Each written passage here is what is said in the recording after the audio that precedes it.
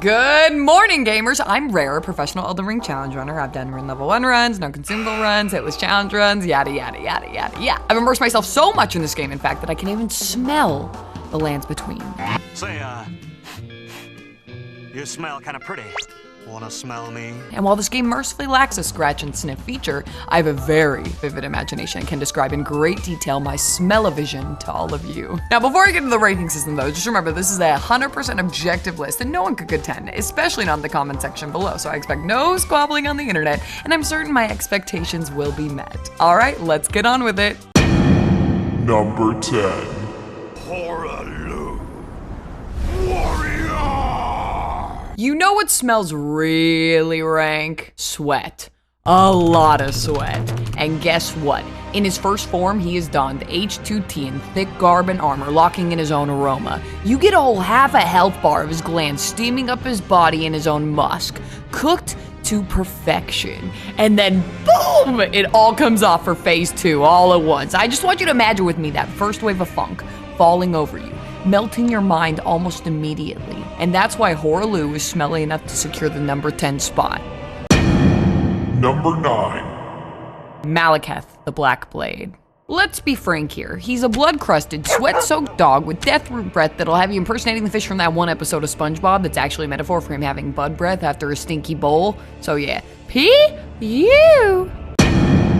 Number 8. Godkin Duo Apostles. Oy vey, where do I even begin with this one? Besides the fact that their garb looks like sweaty gym socks left in a locker since the age of the ancients, they're actually just the stinkiest dog doo-doo fight in the entire game. That isn't even a scent pun, just plain facts. Not even the banger background music that plays can distract from the putrid miasma made by the literal god membranes and ancient clothes designed as what looks like, I don't know, elite Renaissance fashion, complete with ruffles, hosen, and I bet maybe even a codpiece under there too. Number 7. Godric the Grafted. I almost feel bad for putting Godric on this list since he's such a pushover. Like, not even the NPCs take him seriously, and he's an embarrassment to the golden lineage altogether. Honestly, Godric's nothing more than a jumped-up country bumpkin. Lord? Oh, don't make me laugh. But at least he can rest easy knowing that his stench has given him a respectable place on this list. Godric has a funny guy little habit of Frankensteining limbs of his victims onto himself, so I like to imagine he smells like if a corpse convention and a medieval apothecary had a love child that decided to go hog wild at an anchovy tasting festival on a hot, sweltering sunny day.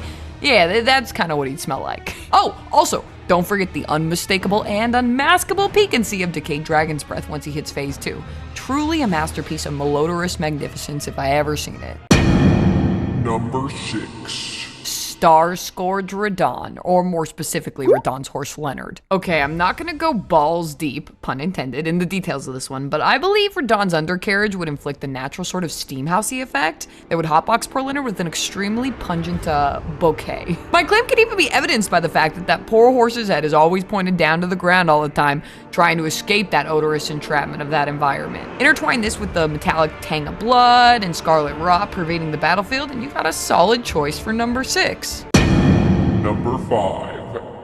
Alexander and the Living Jars in general. I know this isn't a boss per se, but the betrayal was so severe that I just had to include him on this list. I remember the first time I learned the lore of the Living Jars. My buddy Alexander had just aided me in gland-to-gland combat against Redon, and as I'm resting on my laurels, Alexander is discussing resting some of these battle-strewn corpses inside him, and suddenly I'm not so rested anymore. There's a veritable mountain of warriors' bodies right here. If I can just squeeze this bunch down inside me, I'll be a mighty warrior again in no time. So yeah, he's got an insufferable incense about him to be certain that secures his spot as number 5. My next playthrough, I gutted him instantly, so Sleticus III didn't have to suffer through the smell, and I was even rewarded with a nice talisman as part of the deal. Number 4. Tiia Mariner. According to the mythos, Mariner served to guide souls to the afterlife, which is going to be very useful since my sniffer's going to itself off after one whiff of this boss's eau de decay. These swamp-faring specters swim around small sewage puddles across the lands between with their musty skeleton army in tow. If that ain't bad enough though, they're all each in possession of a death root which can literally be described by Godric as, quote, smelling like death. It must be a delicious tasting death though, because after like the 4th one, Godric went feral trying to bite the birth control straight out of my arm until I put him down and sent him to the farm upstate. Dogboy's bad behavior aside though, I would gnaw on my own leg out of a bear trap to escape Tiia Mariner's rotting, mildewy musk, so the number 4 spot is all theirs. Number 3. Rykard, Lord of Blasphemy. I grew up around enough sulfur as a kid to know that one of the only things that stinks worse than farts, sweat, and dried blood is the earthy and rotten eggy scent produced by molten magma. Rykard is not the only boss that resides in the presumably putridly perfumed Volcano Manor, but I formally declare him the stinkiest. What your ass say? His final form sees him covered in fleshy limbs reminiscent to like Envy from Fullmetal Alchemist Brotherhood, or something out of Berserk. Either way, I can't imagine the stench of those burnt, wriggly arms flailing about smelling any way more pleasant than the smegma of a durian fruit's dick. So Rykard, number 3 spot, all yours. Number 2. Dragonkin, Soldiers of Noxtella, and the Lake of Rot. God, grant me the serenity to neutralize the smells that I cannot change. Look, I'm gonna make this one short and sweet for you. Besides the carcass-ridden swamp that looks like it has the bouquet of the leftover juice at the bottom of your garbage bin, when I close my eyes and imagine Dragonkin Soldier's scaly, mummified figure, I imagine attending a recital where the music is played by an orchestra of sentient shits. Each instrument a nuanced symphony of stench conducted by a maestro malodor himself. And the worst part, no intermissions, no breaks, none. Just constant odor just taking over you. Ugh. Take your number 2 spot. My whiffer is wiped. And for the number 1, we have Mimic Tier, because everyone loves their own brand, am I right? Nah, I'm just tugging your tallywhacker. The actual number 1 is Millennia, Blade of Mikola, and Goddess of Rot. Now this one might be controversial because I know a lot of y'all want to get waterboarded by her saliva and other unmonetizable activities, but I'm immune to her Scarlet Rot pussy and Genjutsu, so I'm free to tell you how it is. Millennia is the self-titled Goddess of Rot, but let's first dive into what Scarlet Rot is so I can paint a portrait of its perfume to you.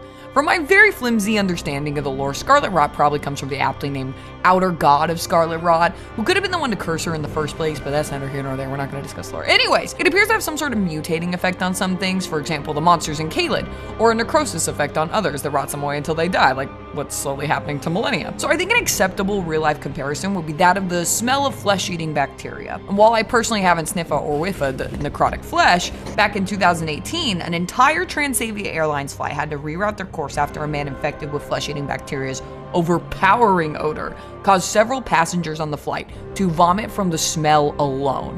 The pilot, get this, had to make an emergency landing in Vienna. The 2 men who complained were escorted off the plane while the gassy passenger was allowed to continue to Amsterdam. So just imagine that amplified to a deity-like degree. In short, being around Millennia is like being crossfaded on unbridled anger and mold poisoning, giving cunnilingus to a corpse flower, sitting back in a spoiled milk sauna. This is why she is my number 1 stinkiest Elden Ring boss. All that being said, yes, I would still smash. Thank you all again for watching, and if you like this video, I got several others on my channel, including EldenRing challenge run fights, drinking game challenges, and more mumbo jumbo of the sort. Besides that, like, subscribe, all that jazz, and I'll see you next time.